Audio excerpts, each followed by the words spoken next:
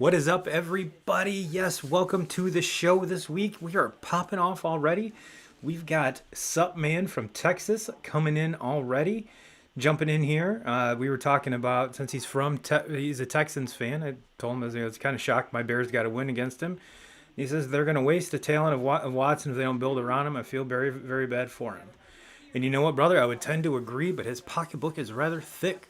But yes, they are wasting his talent, and that's kind of something we're going to dive into a little bit in this episode. So hold that thought. We'll get to it. And before I jump off into anything, you have found the Turbo in 2K show. Yes, yes, yes. If you are new here, check out this badass little animation I got going here. Yes, yes, yes, yes, yes. So my name is Ryan Turbo Jackson, and on the line out here we've got my co-host, Mr. Kyle 2Ks Kaler, and Mr. 2Ks. What's going on, brother? Oh, not a whole lot, man. How's it going? Not too bad, not too bad at all, not too bad. I really can't bitch. I can't complain. Um, was kind of a I'm gonna say kind of dry college football, but once we dive into it, I think there's Hmm. some nuggets in there that makes it not so dry. So Uh, yeah, the kind of the premise of the show this week, ladies and gentlemen, I'll bring up the thumbnail here, is Fantasy College NFL Football Live. So you're getting, I'm not, unless we go Canadian football or Australian football 2Ks, I'm not really sure kind of what other kind of football we can throw in here. So, I'm thinking, you know what, let's jump off right away into college football since I kind of mentioned that. And I'm going to put a slide up here. And let's not, it's the college football rankings 2Ks. I did send you this one. Hmm. But like the slide says before we get everyone going, oh my God, Turbo, this is an old fucking slide. Well, yes, this is as of 3:30 today. Because ultimately we know with Florida shockingly losing to LSU, I'm pretty sure that was the biggest surprise of the weekend. Wouldn't you say 2Ks? Absolutely, absolutely. I Yeah, mean, they blew their chance. They just blew all their chances of being in the Final Four, in my opinion. Yeah, because I mean, first of all, LSU was playing like complete garbage. Let's be 100% Yeah. honest about that one. Um, and everyone, I'm pretty sure Florida as well was taking it as kind of a cupcake game. Kind of, they got beat by overlooking LSU. I think, in my opinion, it wasn't Hmm. Kyle. The loss did not go to Kyle Thrash by any means. He had his normal 300-yard game, 4 touchdowns. So it really wasn't on him. I just think they pretty much shit the bed and overlooked them. I mean, there really isn't any other cool way or kind of deep dive into it to kind of explain it. And Yeah. unless I'm missing something there, 2Ks, but I we mean, he did. I mean, he had his talking about Trask. He had his normal numbers as far as throwing for well over 400 yards and 2 touchdowns and all that. But I look back at the turnovers in the game. The two yeah. interceptions that he did throw were both on his side of the field, and I think one of them was down actually inside the 20-yard line, and the other one was maybe just outside of that. So when you look at a close ball game like that, where and it's an upset, Hmm. you look at the quarterback for LSU doesn't turn the ball over, and Trask having two interceptions. That's the difference right there in the game. Which I want to say he only had 3 the whole season leading up to that. Hmm. Yep. And ironically enough, yeah, yeah, in normal Turbo and 2K's fashion, I did do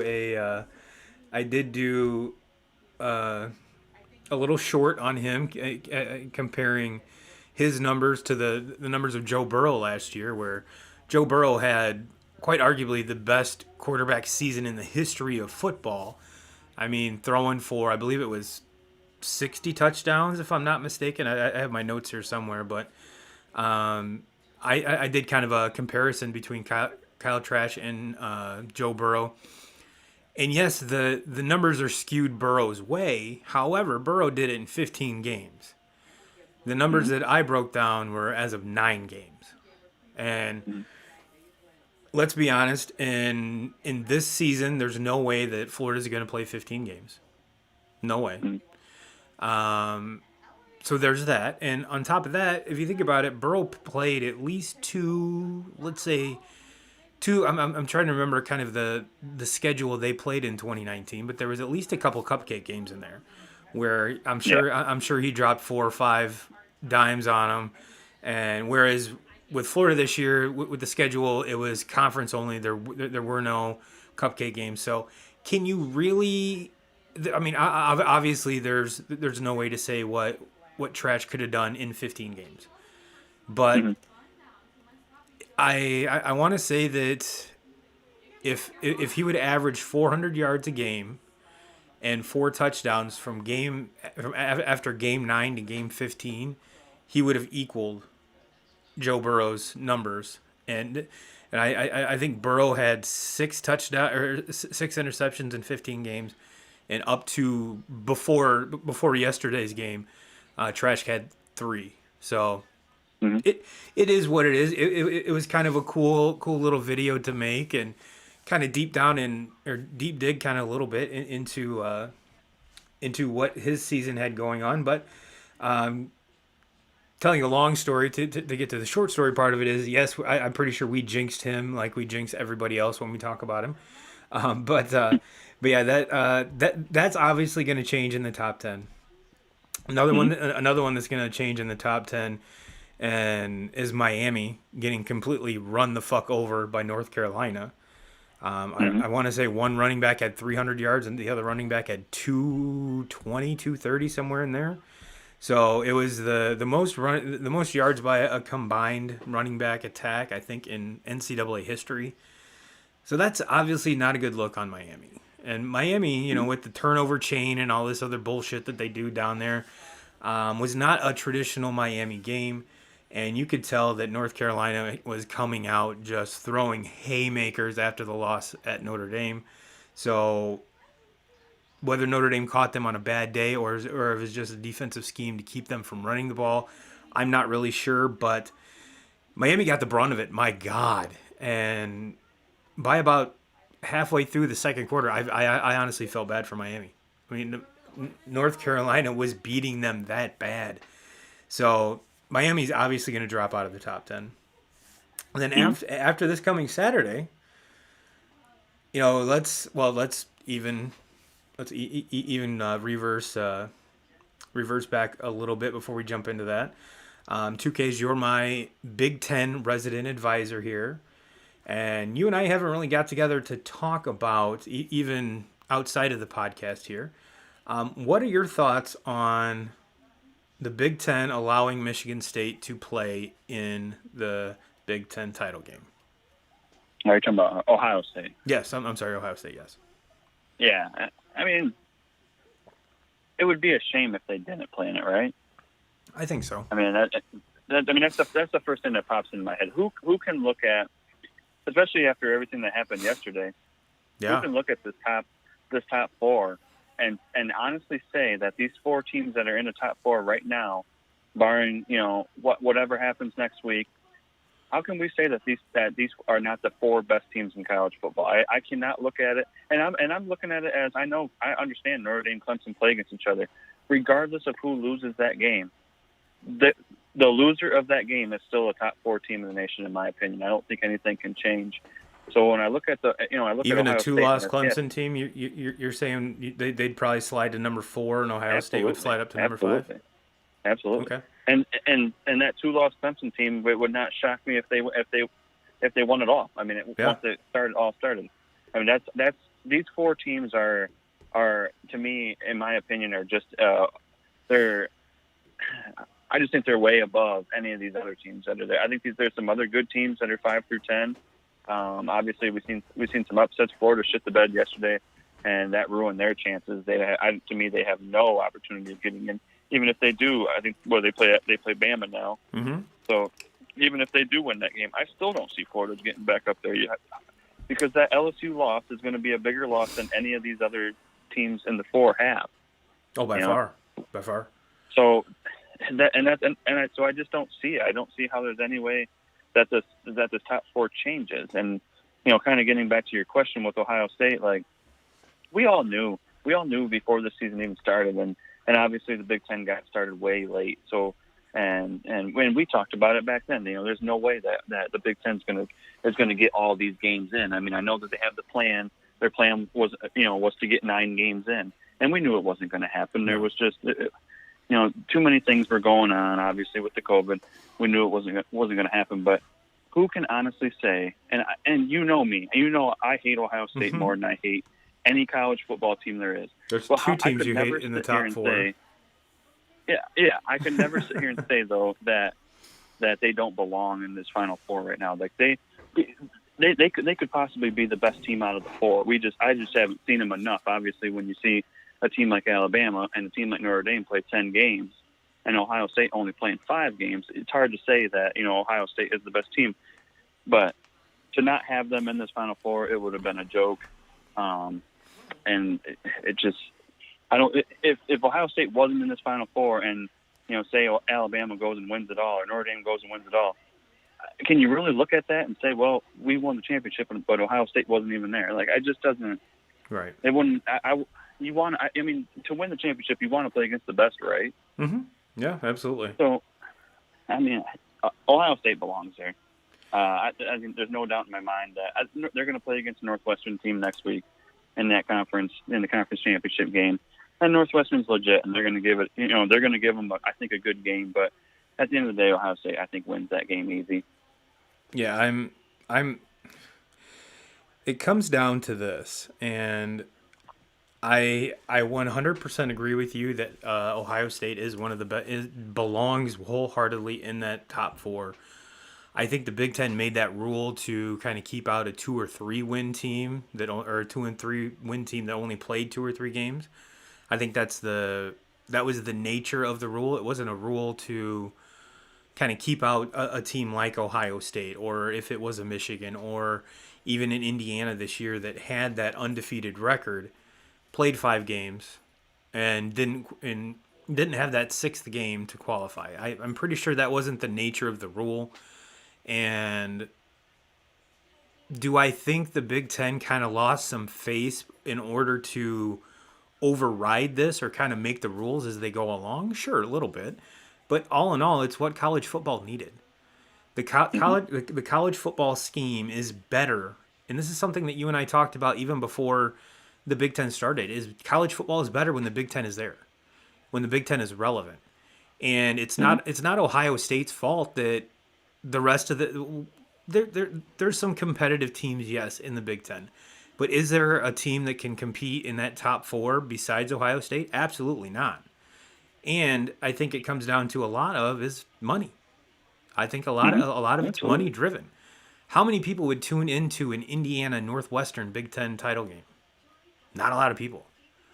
Not very many. A whole hell of a lot more people are going to tune in to see Ohio State against Northwestern. And would it be even better if the Big Ten had it's hard to say a more deserving team on the west side, but Northwestern's a good team. They're a damn good team. I think without the COVID scares and everything else, I think Wisconsin would be there rather than Northwestern. And I think a healthy Wisconsin team would put up more of a fight against in Ohio State. Sure, especially on a neutral field. But when it comes down to it, I think yes, the Big Ten got it right. When they made the rule, was it the nature of the rule to keep a team like this out? Absolutely not. I think it was to keep a team that only played 2 or 3 games, go undefeated, and then not qualify for the Big Ten tournament. That's, I think, what the rule was intended for. However, I could be wrong. I'm not a part of the Big Ten board or whoever the hell makes this decision. I'm just spitballing here. But I'm pretty sure from the research words are hard. Research that I did that was more of the nature of the rule. Now, my opinion as far as the rest of the top 10 is concerned, I'm 100% in agreement with you. It's like Bama, Notre Dame, Clemson, Ohio State. They are head and shoulders above A&M, Florida, Iowa State, Cincinnati, Georgia, and Miami.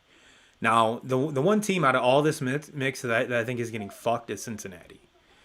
No one's given them a fair shake because they don't play in a Power Five. They've had a couple games canceled because of COVID. So I think Luke Fickle has got that team rolling. And if they were to make the playoff, they would not be a team that anyone would really want to like seek out and play. But do I think they can hang with the top four? No. But sitting at number 8, I do think they're getting not the respect that they deserve. I think they should be higher. But all in all, does 5 through They 10? just can't. I mean, getting that Cincinnati. Sorry to cut you off, but they just can't afford missing games to COVID. Like they had to play their full schedule and win every game to get there. Yes. And a team like Ohio State, they can afford to not necessarily play all these games because I think they already passed the eye test. People will see them every single week. Right. We knew going into the season they were preseason possibility to win it all. So They're nobody was preseason talking number about 3. Cincinnati before the season. Yeah. And nobody's talking about Cincinnati at the beginning of the season. So they can't afford to miss any games. They have to play that full schedule and win out because they're just not the.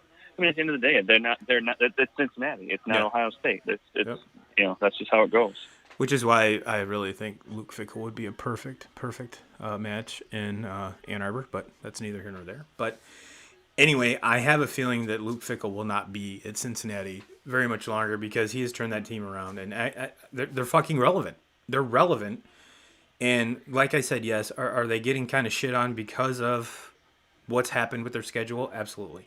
But you're right, not being a Power 5 team, they need all the help they can get to jump up and, because A&M's in the Big 12, Florida's, in the SEC, Iowa State's in the Big 12. I mean, they have that affiliation, they have that Power 5 connection. Now, to play forward and be, get the New Year's 6 bid, having be the best team outside of the Power 5, then yes, absolutely, Cincinnati deserves that a shot at that.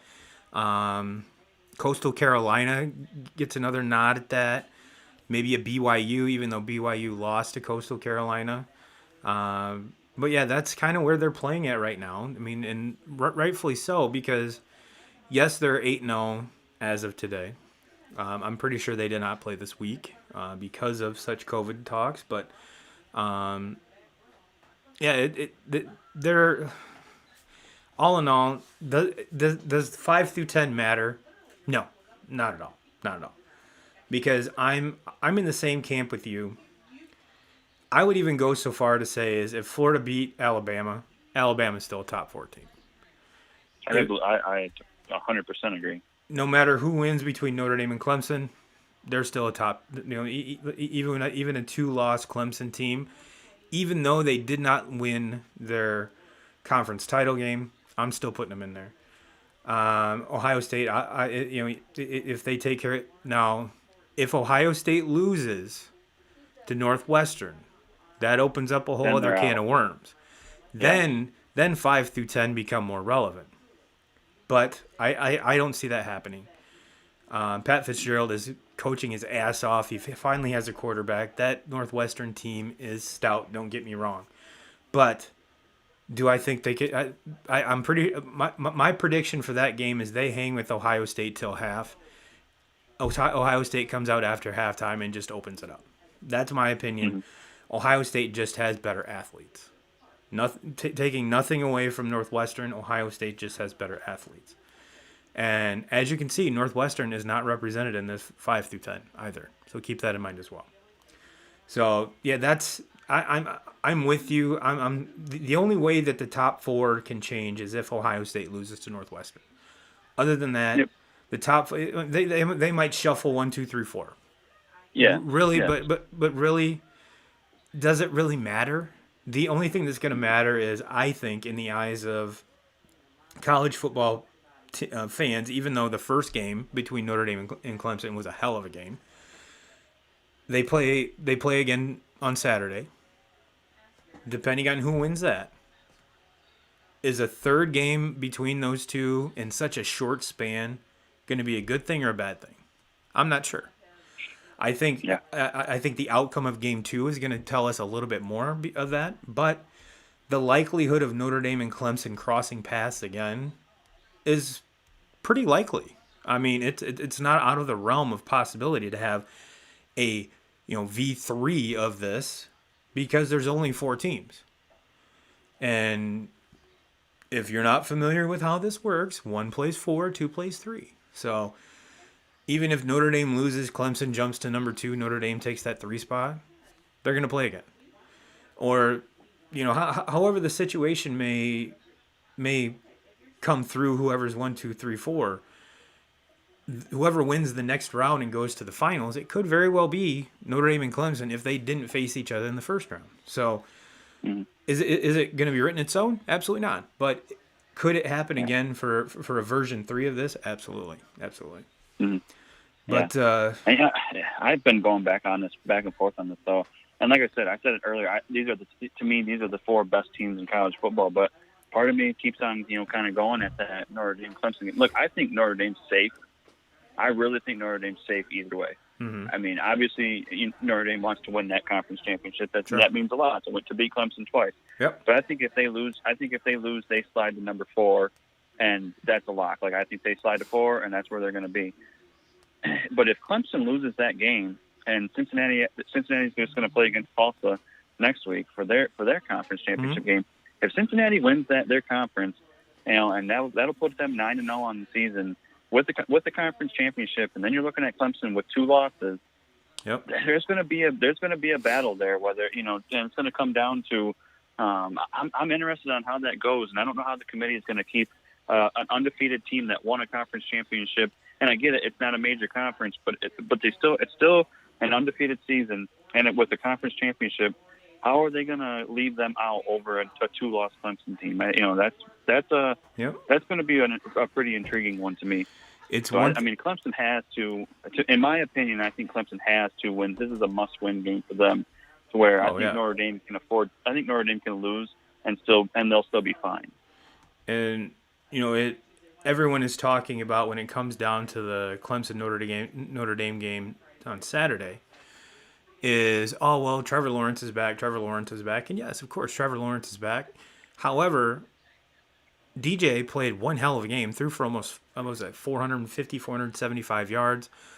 I think the key to that game is going to be Clemson getting the 3 defensive starters that didn't play in that game back, more than having Trevor Lawrence back. I know Lawrence is their team leader, it's their heartbeat, but that freshman kid played out of his fucking mind. Yeah. And it wasn't like offense was hurting Clemson. No. That night. No.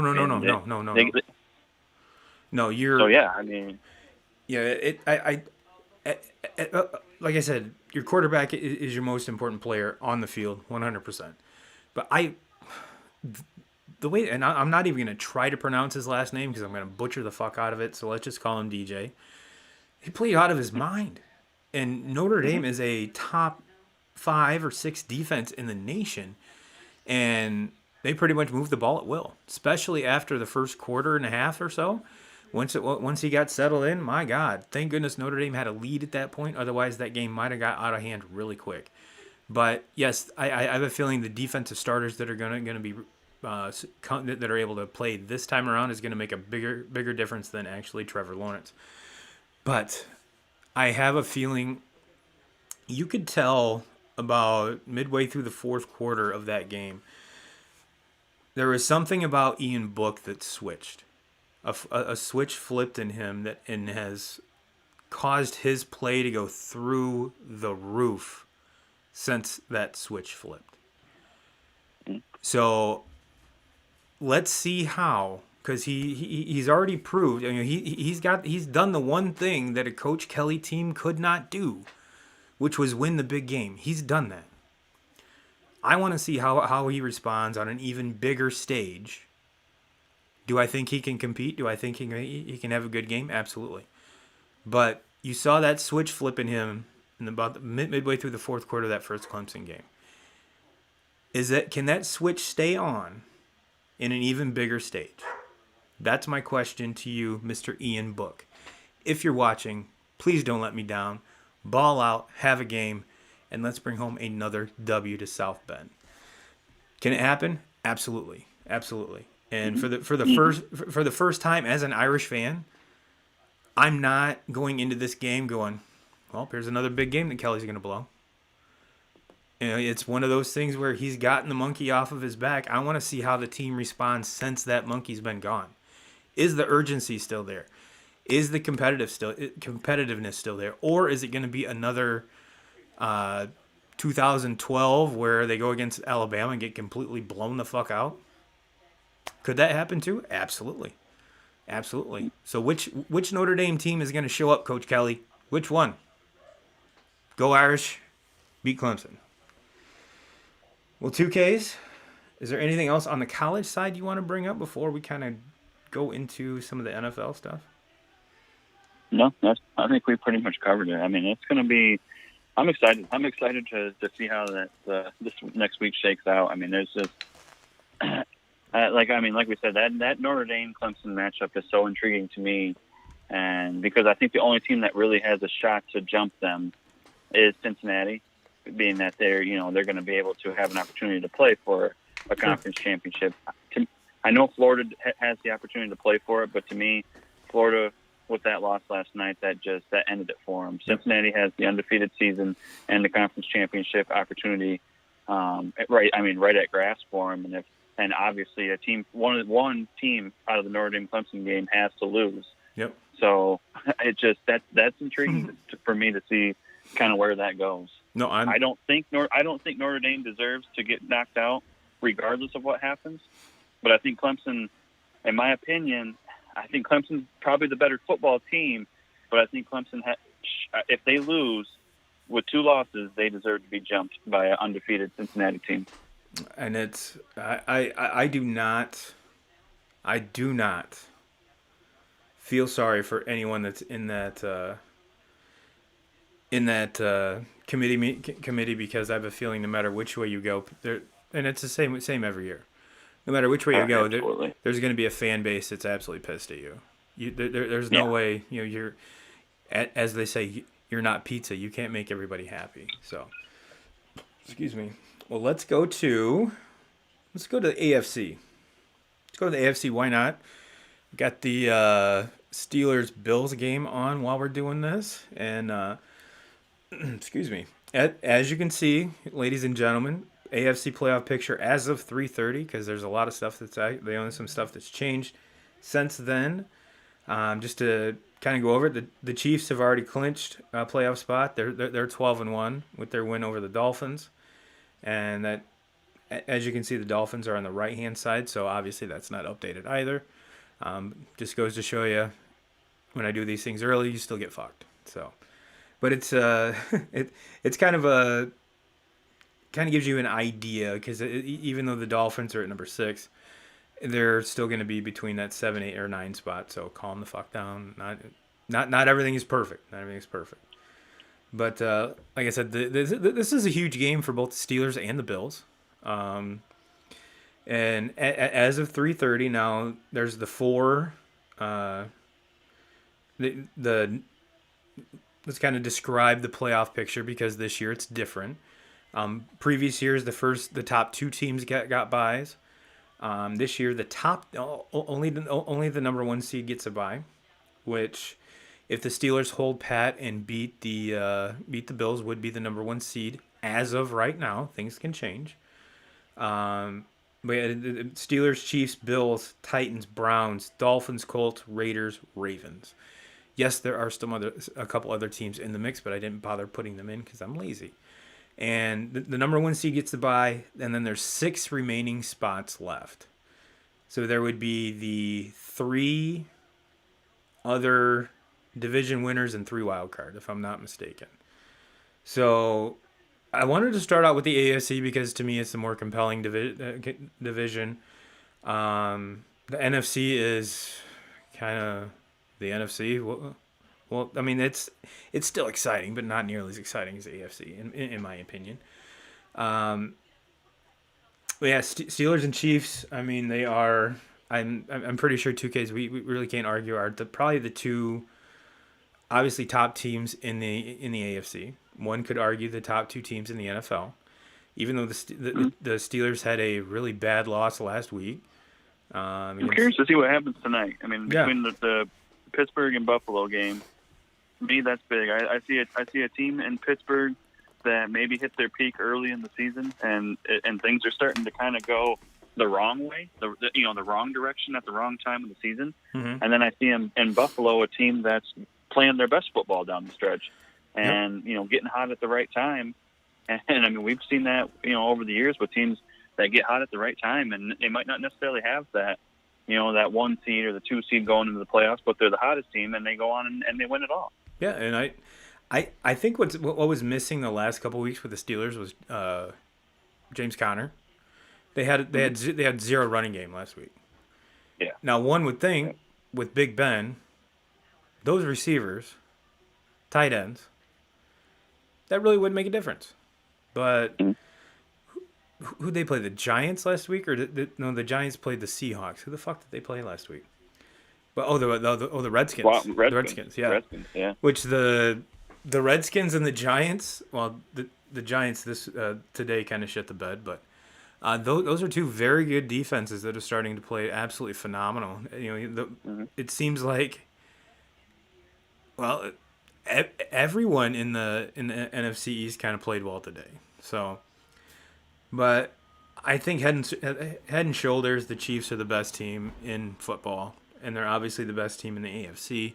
Whether they get that number 1 seed or not, we shall see. But I think the style of play and the way that they play, I really don't think it matters. Mm-hmm. I really don't. Would it benefit them? Would it benefit anybody having a week off? But I mean, everyone was waiting for the Super Bowl layoff or the Super Bowl kind of where you're worn down, and I haven't seen it with this team. And how the Raiders beat them to get their only loss is beyond me.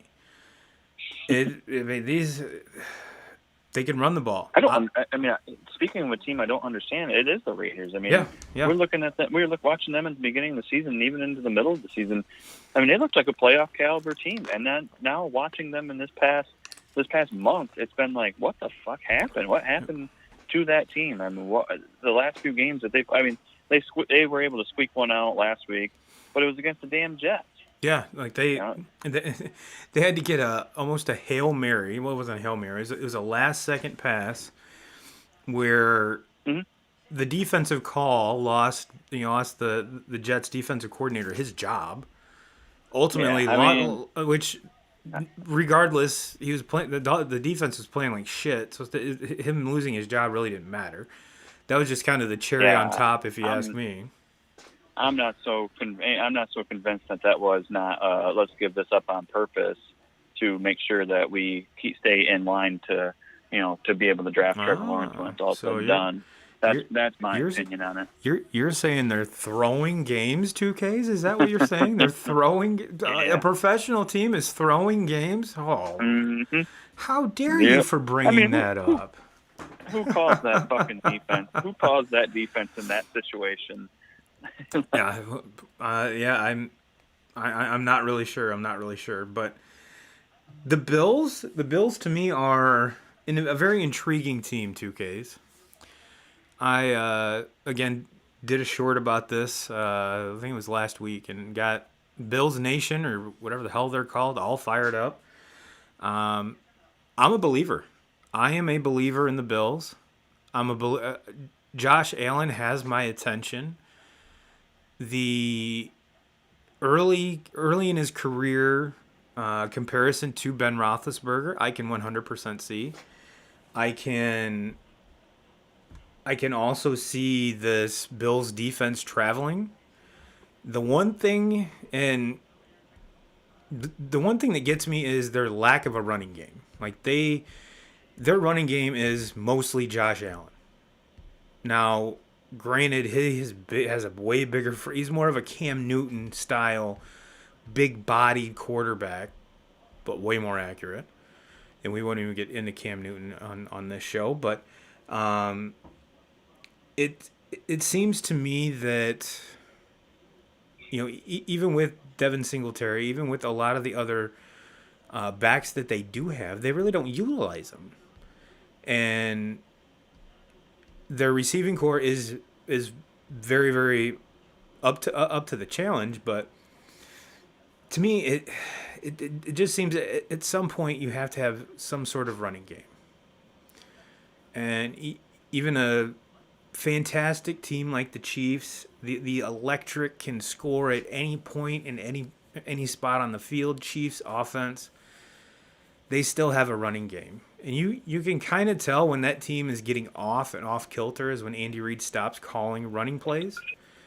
And especially with a team like that, when you've got 3 or 4 backs that can get you 100 yards at any point in a game. He goes back to Andy Reid throwing the ball around the yard like he always does. But when you have Pat Mahomes, you kind of get a little bit of a leeway to do that. And with a speedster like Hill as a receiver, Travis Kelce is a receiver playing tight end, which is I mean, he's, everyone used to call Gronk the biggest coverage nightmare. I'd argue that Travis Kelce is even more of a nightmare when it comes to that. But yes, I am. Travis Kelce's benefited from having so many weapons around him. 100%. 100%. I mean, Gronk, that time, Gronk, during Gronk's time, it was, him and then a bunch of guys you never fucking heard of. Yeah. And then, and a little slot receiver in Edelman or Welker. But with the weapons that Kelce has around him, don't get me wrong, Kelce is right there with Gronk.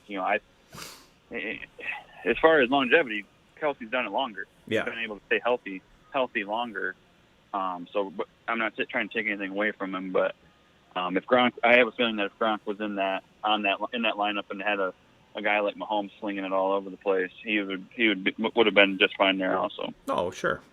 You can't argue that. They're both fantastic, but yeah, you might be right. You might be right. There's just a lot more people and a lot harder covered, or a lot harder people to cover in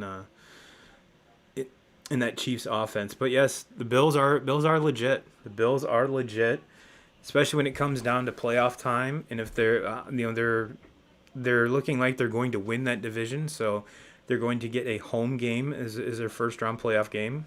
No one really wants to play in Buffalo, so I think that does add to the mystique, if you will, to Bills Mafia.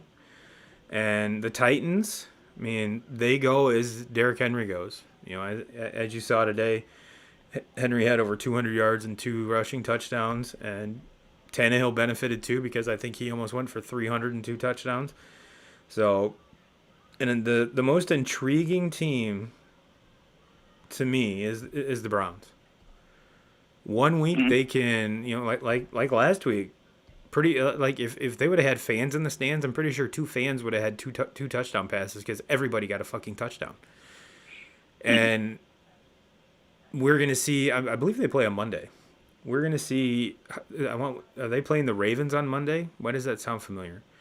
But yeah, I think you're right. Now that's gonna be a game. That's gonna be a game because the Ravens are sitting there, just on the outside looking in, and and they've been playing like gangbusters too. So something's got to give. Something's got to give in that game, and I think the linchpin to it all is Baker Mayfield.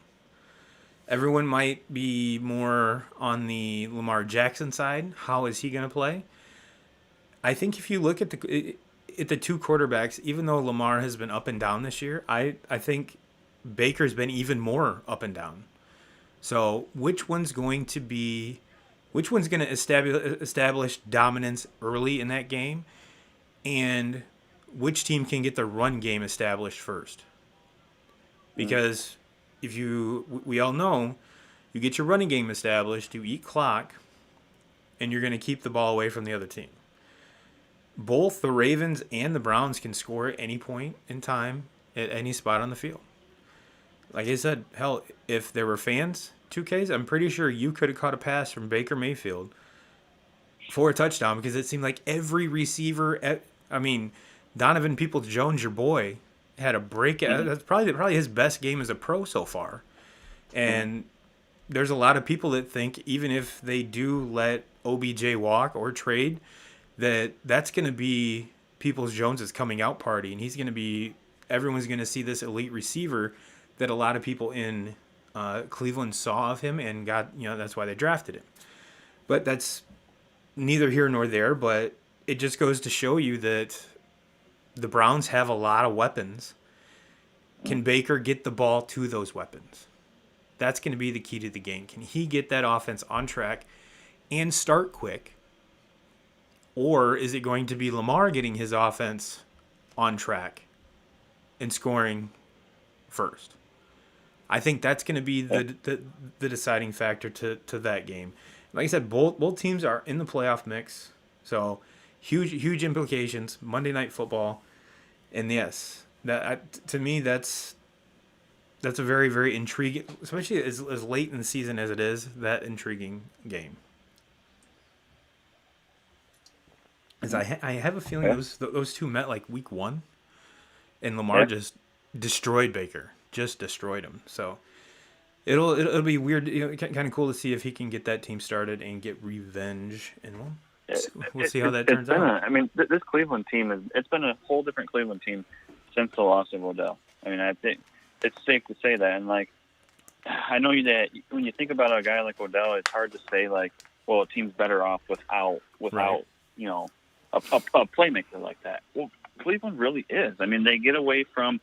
Look, everybody knows Cleveland's identity is they want to run the ball. Their strong point is not letting Baker Mayfield. I get it. It worked in the first half of the game last week, but Cleveland's won a lot of football games this year, not allowing Baker Mayfield to be the difference maker of the game. He just needs to take care of the ball and not turn it over.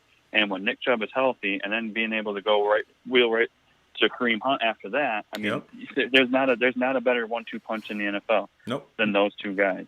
They are 100% right. They have a very good offensive line, and I think when Odell's there was too much. We have to call this amount of plays to Odell because we got to keep him happy. Mm-hmm. We got to keep him relevant in the offense. And I think when they lost that, they went to, we're going to run the football because that's what we do best.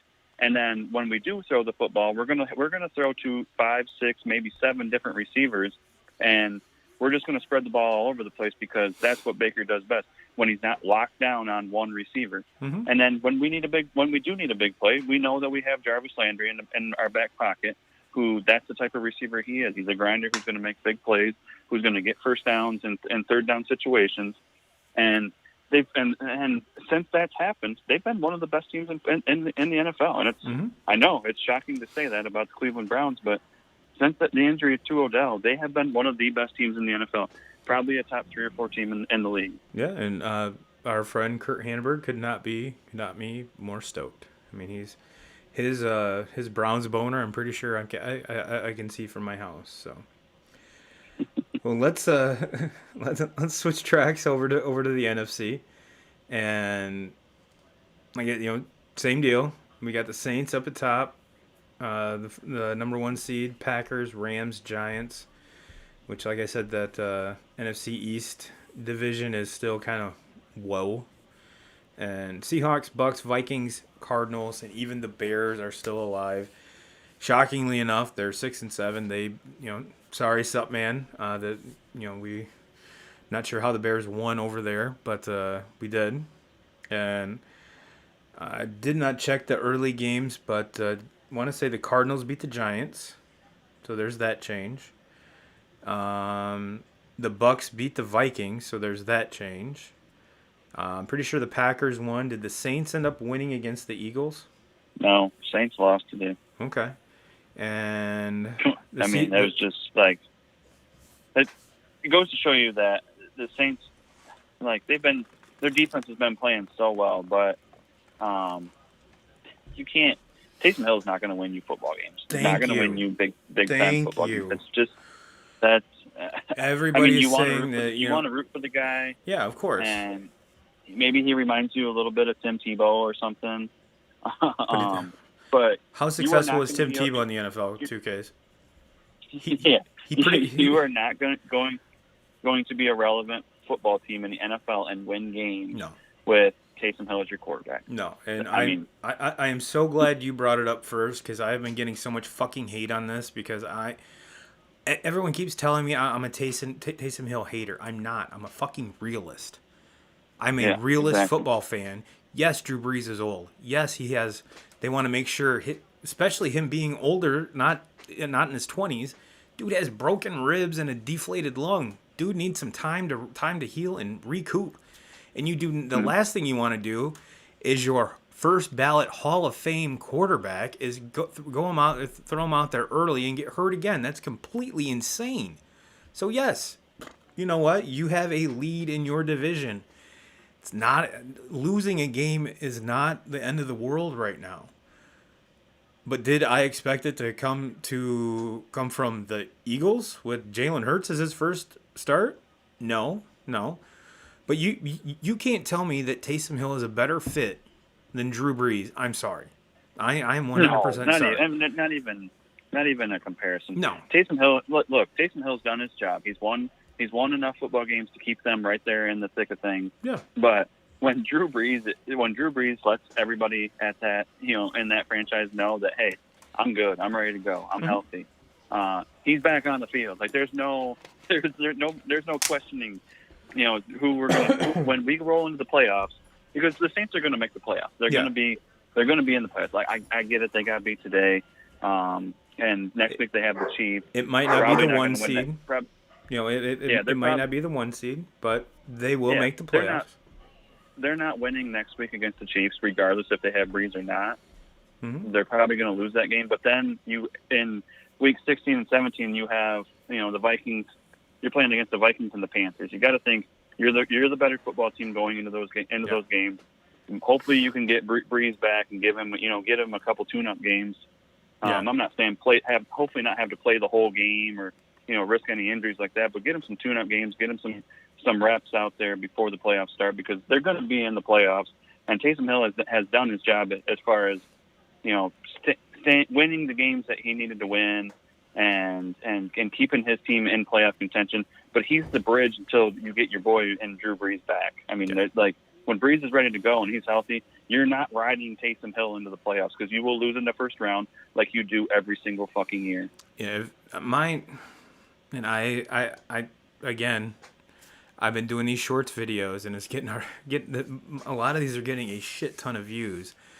And I did one where, in my opinion, I wouldn't even have fucked around with Taysom Hill. I would have put Jameis Winston in. Jameis Winston is. But he could fuck it up. If there's anybody 100%, in the NFL that can fuck it up, he could fuck it up. Like he could take your team, and you're in the driver's seat. You're 6-0. We're gonna make the playoffs. Brees goes down, and by the time Brees comes back 6 weeks later, he's the kind of guy that could put your team at 6-6. Like he can lose games on his own. But here's my thing, and here's the curious part about the way New Orleans has been running things is even when Drew Brees was there, the offense ran through Kamara. Mm-hmm. Once Taysom Hill got there, you can even go back and look at Alvin Kamara's fantasy points. His fantasy points took a deep dive once Taysom Hill got there. And it wasn't because he was getting a lot of touches and no yards. He wasn't getting any touches. If I'm Sean Payton, I have a quarterback that is kind of shaky at throwing the ball, or obviously is not going to throw the ball nearly as well as Drew Brees. And I'm talking specifically about Taysom Hill and or Jameis Winston. Run the offense through Kamara. And then you've got arguably the best receiver in football in Michael Thomas and a host of other weapons. So did Winston have that supporting staff in Tampa? No, not at all. Did he have that offensive line in Tampa? Nope. So that's the reason why I would be, but would I call a game differently for Jameis Winston as opposed to Drew Brees? 100%.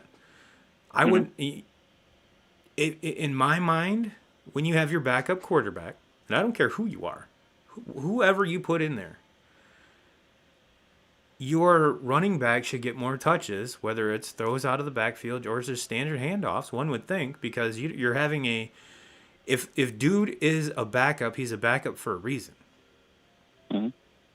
So why not utilize your other weapons to kind of help compensate for those deficiencies. However, the defenses are going to be ready for it because obviously they're going to know that either one of those guys aren't going to be throwing the ball downfield as well as Drew Brees. So of course, yes, but to me, that's just part of the coaching. And in my eyes, I would run the offense different and kind of put more, especially if it came down to it, and if I needed a game to win and didn't have Drew Brees, I would be more apt to lean towards Jameis Winston than Taysom Hill, calling a different game and knowing that New Orleans defense is legit. So if Winston did throw those, his 2 picks a game, the defense would kind of help out with that. I mean, it's still not fair to put that on them, but that's kind of what they're there for, I guess. But to me, it makes it a little easier. But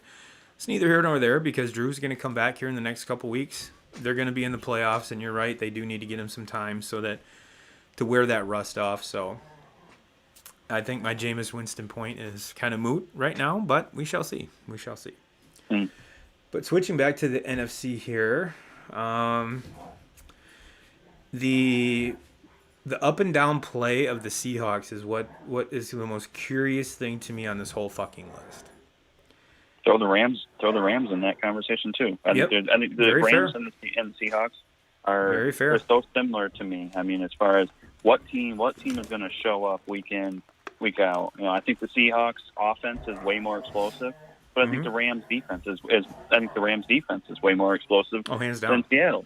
Hands down. So, but week in, week out, you don't know what team is going to show up. Yep.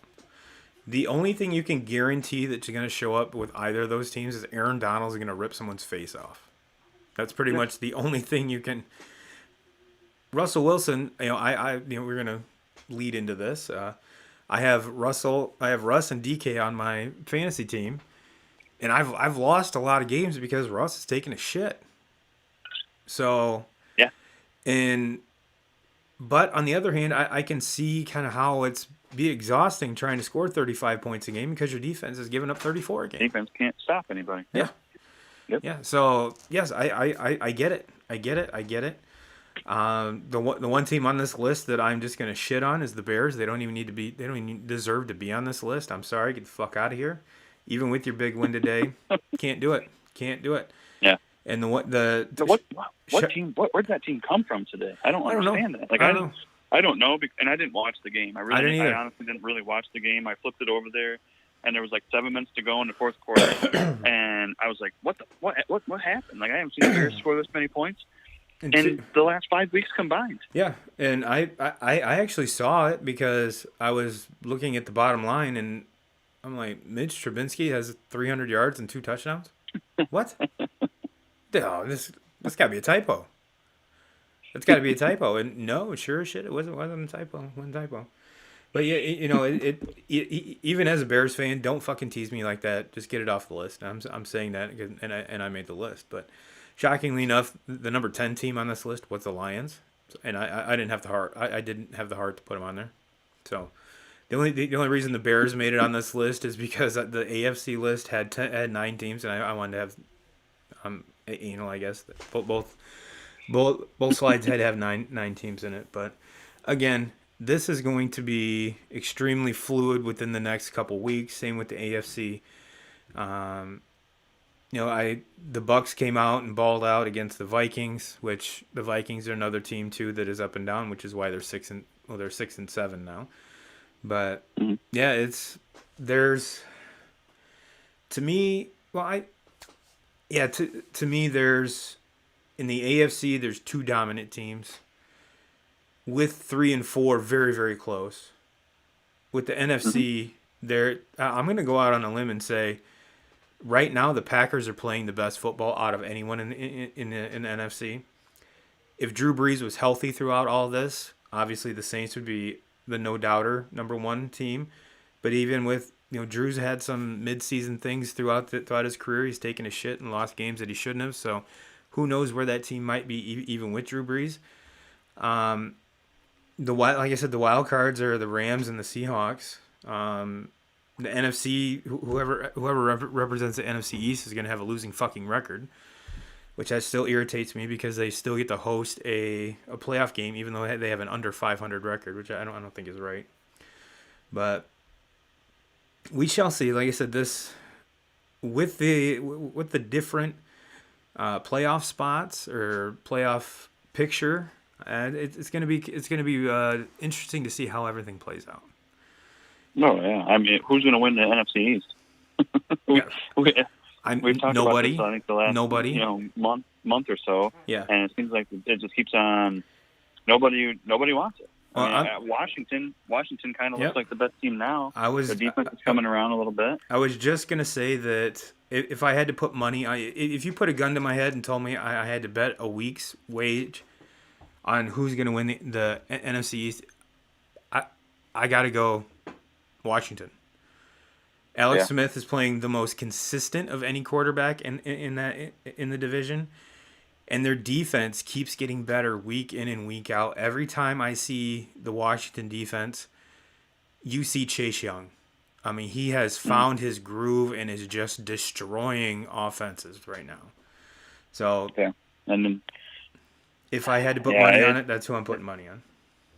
Washington has Seattle next week, so that'll be a good test. They're going to be and the Giants have the Browns, so I mean to me that's going to be a good one. So I don't know, it's intriguing to me. Who's gonna Philadelphia beat the Saints today. Yeah. So they got their big wins. Jalen Hurts coming out party, and I'm glad I bought 4 or 5 of his rookie cards when they were $3 or $4 a piece. So, bam on that. Well, 2Ks. He didn't turn the ball over. I mean, that's what it comes down to. They won the ball game today, and he took care of the ball. And look, I love Carson Wentz. I think Carson Wentz is going to get another opportunity somewhere else, or he's going to get another opportunity with Philly. I mean, he's got a lot of guaranteed money there. It's going to be a very tough decision that Philly's going to have to make.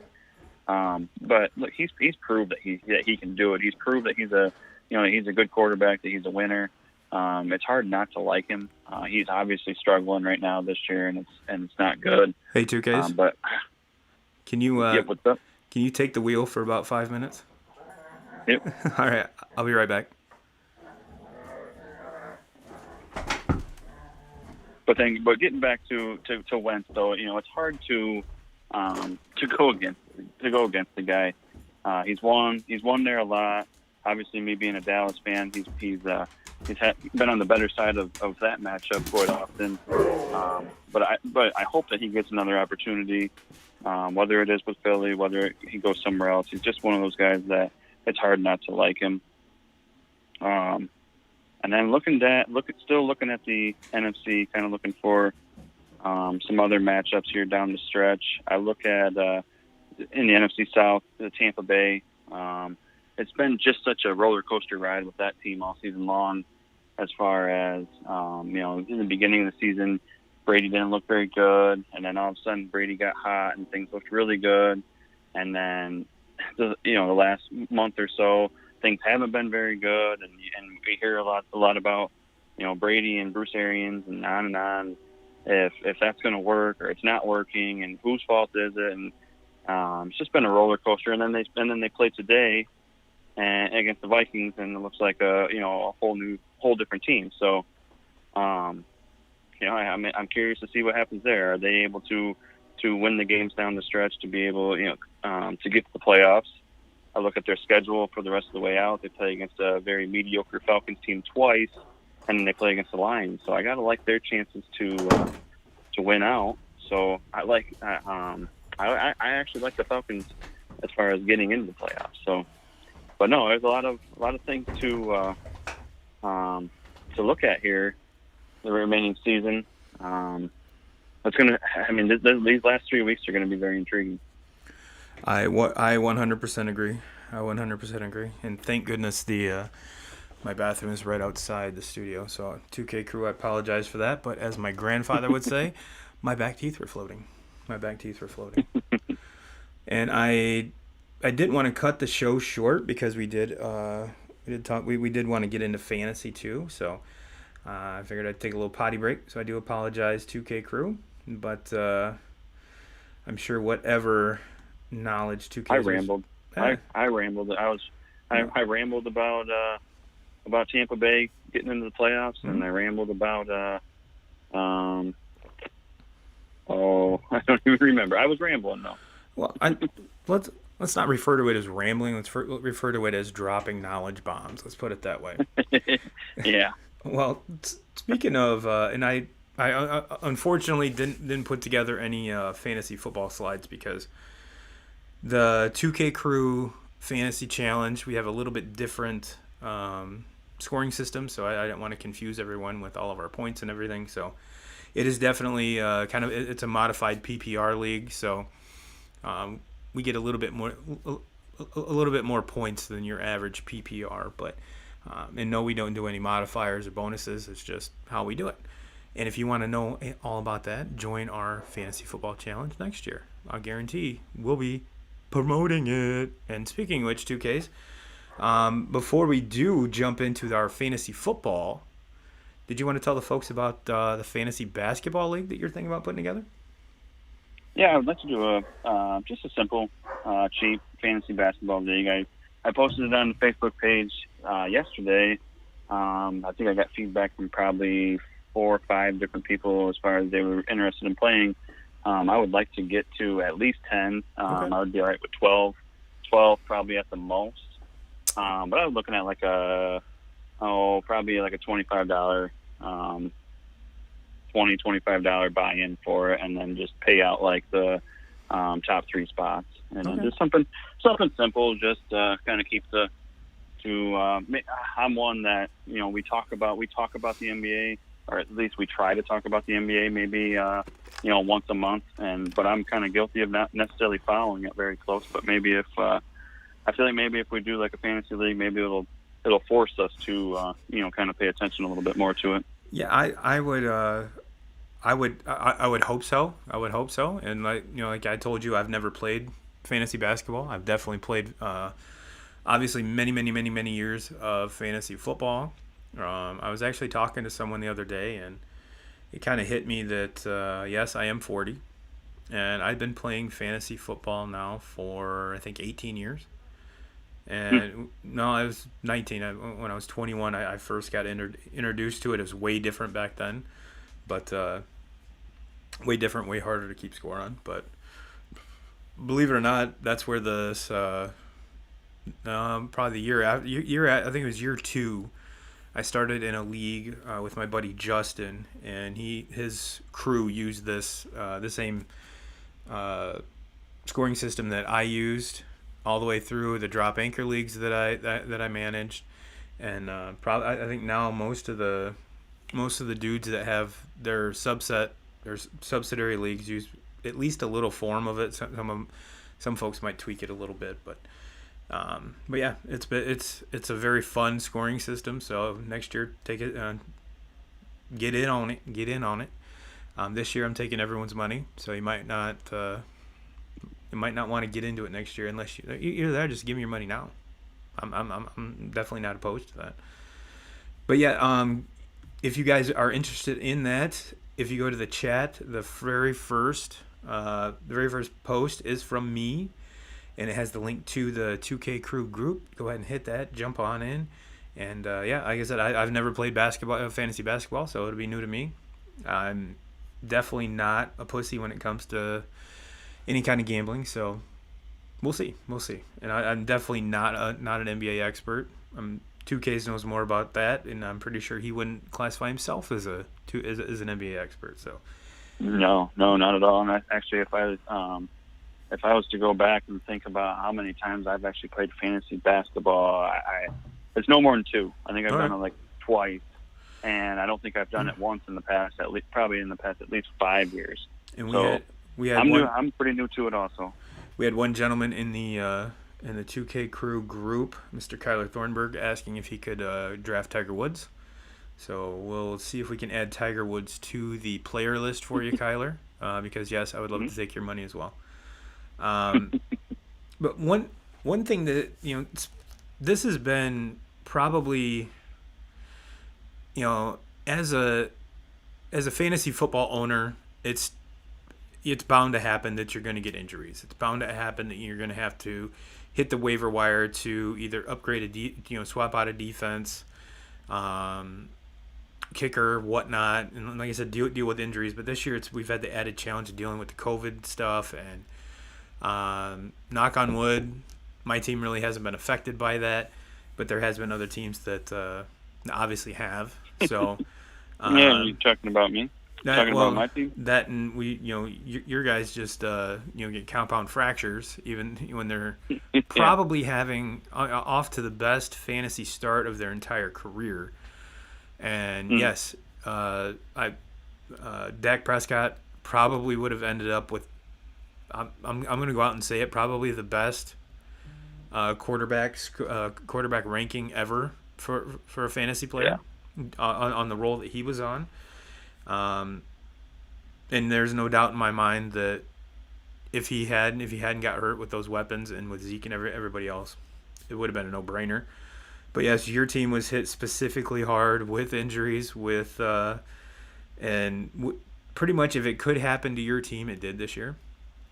And I have definitely been in that seat quite a few times, and it sucks. It really does. That's one of the reasons why I'm trying to start an NBA fantasy league, because I feel like I got to get out of this rut. It's been a long fantasy season as far as football goes for me, and so I feel like I don't want to wait, all the way until next football season. So I feel like I need to start like a fantasy league and get going, and hopefully my fantasy basketball team will be a little bit different for me. Well, yeah, you're using the fantasy basketball to break the juju so you can restart it with your fantasy baseball team, and then have that positive mojo roll over into fantasy football. I get you. Yeah. I get you now. And if it doesn't work out, like if my fantasy basketball team sucks, I have the excuse like, hey, well, I haven't done this shit in 5-6 years, and I don't watch basketball, so it was bound to just be a shit season. But if I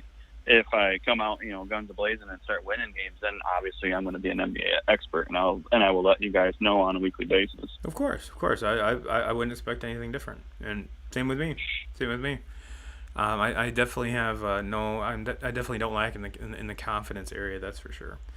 But one question that I did want to ask you, and then I'll give you my response, was when it so far. I mean, granted, our fantasy league just started the playoffs this week. There's a lot of leagues that started last week and then have week 17 off. As far as players are concerned, who do you think was the biggest? And I'm not saying injuries, because the guy's injured, I'm not going to say he's a bust. But who in your mind was the biggest bust of 2020? Like I said, taking injuries away. Oh, I think it's really easy, and he's on my team, and that's Ezekiel Elliott. Easily the biggest bust. I mean, we're talking about a guy that was probably drafted. He just got paid. The top. That's why. Yeah, I mean, but we're talking about somebody that was drafted. I mean, I have to say he had to have been a top 3 or 4 draft pick in every single fantasy football draft out there. Absolutely. And I think a lot of people, even people when they were drafting him, maybe he was being picked 3 or 4, but I think a lot of people said, well, there's the opportunity that he ends up being, like a top back. And even if you look at his numbers, like he's not that bad, and it's not like he's fallen way the hell out, way down or anything. His like that. touchdown numbers have. He's in this. I think that he's in the top 10 as far as running backs go. But it just has not been, like, we're looking at weeks of him getting 19 points, 17 points, 12 points, even in the 20s. And that, if you follow, like, especially with our scoring system and what we use in our league, pretty much week in, week out, you could always expect Zeke to go for 40 at least for you over the years. So to me, he's the biggest, just kind of the biggest bust I can name off right off the bat. Yeah, and I was watching this morning, and Zeke had gone like 3 straight games without a rushing touchdown for like the first time in his career. And again, I'm going back to the same argument that I was putting forth with Jameis Winston and Taysom Hill. for Andy Dalton. Not sure Mhm. why. I know Mike McCarthy isn't your traditional ground and pound guy, but when Dak's out, I'm leaning on my $90 million running back. Mhm. He will touch the ball 30 times a game, and it seems like he's only touching the ball maybe 12, 13 times Mhm. a game. So I can definitely see why his touchdowns are down because you're not giving the fucking ball. You're not giving him the ball. And I completely understand you've got a stable of stud wide receivers. I get it. I get it. But the more you hand it off to Zeke, the more they stack the box, the more those receivers are open. And just my opinion, I'm definitely not a football coach by any means. If I did I play, yes, when I was 8, but it's not hard to me when it comes to concepts. And maybe that's why I'm not a football coach. I don't know, but yes, I am. Zeke, I just paid you. I'm going to get my money's worth, and Mhm. we're going to ground and pound you. And then once we do that, we're going to go to play action, and everybody and their mom's going to be open. So I don't know. I don't know. But yes, you are right. He's definitely what you could. This has been a flop year for sure. Yeah. Um, Another one that comes right to mind too when I think about it is Lamar Jackson. I mean, yeah, how many people and how sophomore many people's slump. draft was he taken? Was he taken in your fantasy draft before Patrick Mahomes? Hmm.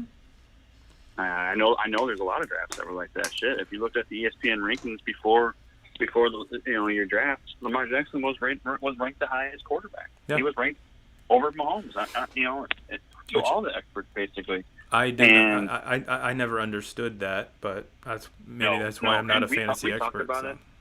We talked about it well before our draft. Hmm. That he was one that we would want to avoid. Yeah. That we really wanted nothing to do with. I remember kind of spouting off for a while, and about him saying that there was no way that he was going to put, even anywhere even close to the numbers that he put up last year. Right. But if people were taking him as a number one quarterback, drafting him in the as early as the second round. I was seeing him taken, and I think if you look at him right now in our scoring, he's quarterback number 13. Yeah. Yeah. And Not player number 13, yeah, quarterback, quarterback. number Yeah. 13. So Yeah. that's a huge drop off. Well, one guy that comes to mind to me, and I actually drafted him kind of. I'm not gonna say kind of high, but was T.Y. Hilton. It seemed like granted, the last couple weeks he's finally come out of his shell, but I thought him and Philip Rivers would get along a little bit better and have a better relationship, and it didn't really seem like those two really were on the same page at all, or even in the same book until 2 weeks ago. And Mm-hmm. it's not like Ty's been hurt; he's been healthy all year, but nowhere to be found. And then all of a sudden, it's like boom, here he is. Oh my gosh, we've got a speedster. Oh my god, I I can throw the ball down the field to him. Holy shit, what's going on here? What's going on here? So, I mean, obviously, I drafted him. I dropped him a long time ago. I actually think I dropped him and picked up Chase Claypool, which in my opinion is a way better upgrade. But that's neither here nor there. But to me, he's always that consistent. He's like Julian Edelman times 5, where Edelman just they run they run all the routes, they run them all well, and it's just I don't know. This wasn't his season, so I kind of cut bait with him quite early, but seems like he's gotten everything on track now. So yeah, that's pretty much it. But let's talk fantasy playoffs 2Ks, and I know this kind of pains you because for the first time that I can remember, it doesn't involve you or your dad, which is kind of shocking. Yeah. We Yeah. had, Yeah. I think we had Jack Eggleston roll in at the number 1 spot, Kurt Hanneberg at number 2, myself at 3, and somehow Carl motherfucking Gearhart wiggles his way in at the 4th spot. Where He was like the third lowest scorer in the league, and still ended up getting into the playoffs. Like, it just tells you he got lucky a lot. Yeah, and he kind of snaked in, and Miss Kayla, Mrs. Cleats and Cleavage herself,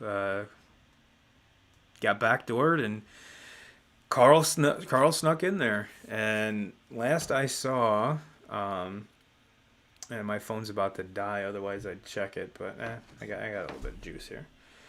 Let's give you the up to date what it is here. Carl's projection to get beat by about 40 points. I'm playing Kurt, and I'm projected 249 to his 192. He's at 192 right now. He's all done. I've got Claypool and Singletary playing right now. And Eggleston is projected at 202, while Carl is at 162. He's all done. So, but now, like I said, ours are 2-week playoff brackets. So all score, the 2-week scores are combined, and then when this week and next week, and then the winners of this week and next week move on to the Super Bowl that are played week 16 and 17. So, which gets into week 16 and 17 is always kind of a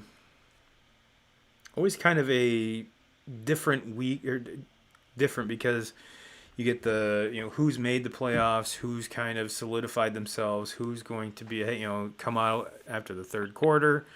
However, I have a feeling this year it's not going to be like that, unless you are maybe Pat Mahomes, maybe maybe a Drew Brees, which even then I still think that they're still going to be trying to get that number one spot. If the Packers lock it down, does Aaron Rodgers play out, the whole game? I really don't think this year, week 16 and 17 is going to be any different than the previous weeks, with the exception of maybe two or three players. So this year I'm not that worried about it, but knock on wood, I'll end up continuing to beat the pants off Mr. Hanneberg, because that's always fun. Funny story, when we were years ago in the drop anchor leagues, we had to him and I made a bet, and the loser had to change their fantasy football team name for, I think it was 2 or 3 weeks. And my team was horrible that year, and he ended up beating me, so my team was called the Boner Garage for, I think, 2 or 3 weeks. So that's always fun.